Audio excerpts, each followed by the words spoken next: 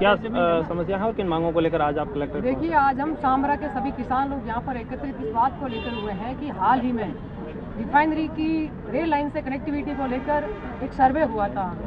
जो सर्वे इस प्रकार से हुआ था कि वो जो रेल लाइन निकलेगी वो सारी की सारी किसानों के खेतों से होकर गुजरेगी, जबकि रेलवे बोर्ड के पास में इनकी खुद की पहले जब नमक का उत्पादन यहाँ पर होता था, सामरा रेलवे स्टेशन हुआ करता था, उसमें की रेल कनेक्टिविटी को लेकर रेलवे बोर्ड के पास खूब सारी जमीन अभी भी पड़ी है और वो आज भी रेलवे बोर्ड के पास में है।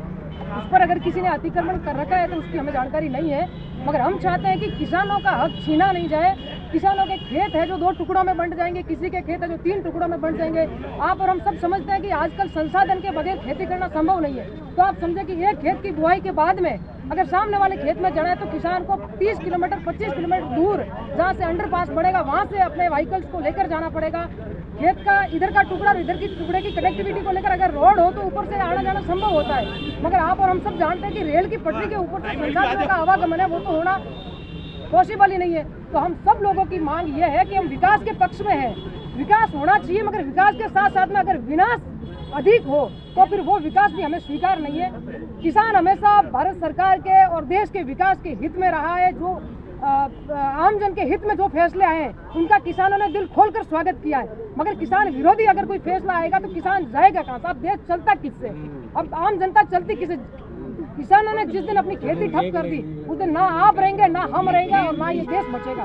तो किसान चुप है और आज अपनी आवाज को उठाने के लिए मजबूरन किसानों को यहाँ पे आना पड़ रहा है, क्योंकि इनकी तो आजीविका ही खेती पर निर्भर है। जब रिफाइनरी का प्रोजेक्ट लगा था उस समय हमें इतनी खुशी हुई थी कि इतना बड़ा प्रोजेक्ट है, हम किस्मत वाले हैं कि हमारे गांव में लग रहा है, मगर रिफाइनरी की वजह से सामरा गांव को अगर आप लोग हकीकत बारीकी से देखोगे ना तो गांव को खोखला कर दिया। अभी स्थानीय विधायक भी रेल मंत्री से मिले थे, उनसे क्या कोई आपकी बातचीत हुई इसको लेकर?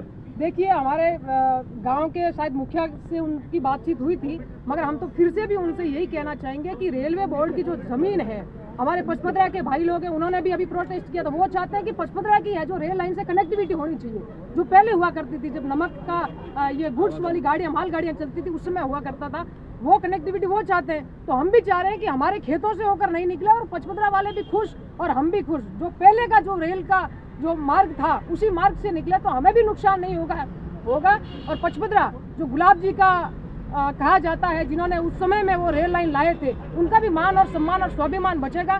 तो हम और पचपदरा के लोग सभी लोग यहाँ की जो लोकल जनता है वो सब चाहती है कि रेल लाइन है जो किसानों के खेतों का टुकड़ा नहीं करते हुए जो रेलवे बोर्ड के पास जमीन है वहीं से गुजरे, उसमें हम सब की खुशी, हम स्वागत करेंगे उसको।